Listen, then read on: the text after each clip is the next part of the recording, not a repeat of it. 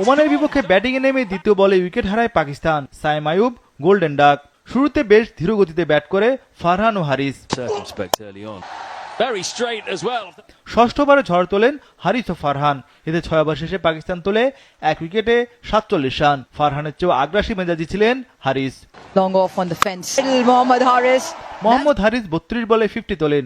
এতে দ্রুত গতিতে রান তোলে পাকিস্তান। ১০ ওভার শেষে তাদের সংগ্রহ ১ উইকেটে ৮৫ রান।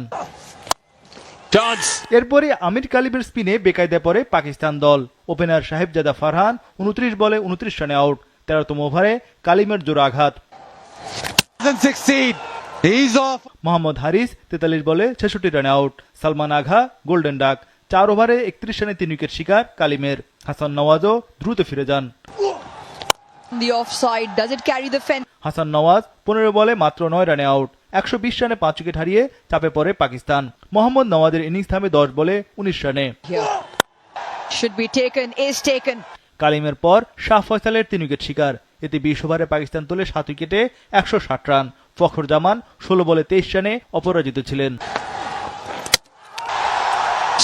১৬১ রানের টার্গেট দিয়ে দ্বিতীয় ওভারে উইকেট তুলে নেয় পাকিস্তান।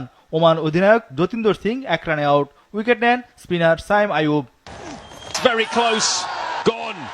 বোলিংয়ে সফল হলেও ব্যাটিংয়ে ব্যর্থ আমির কালিম। তার সংগ্রহ ১৩ রান।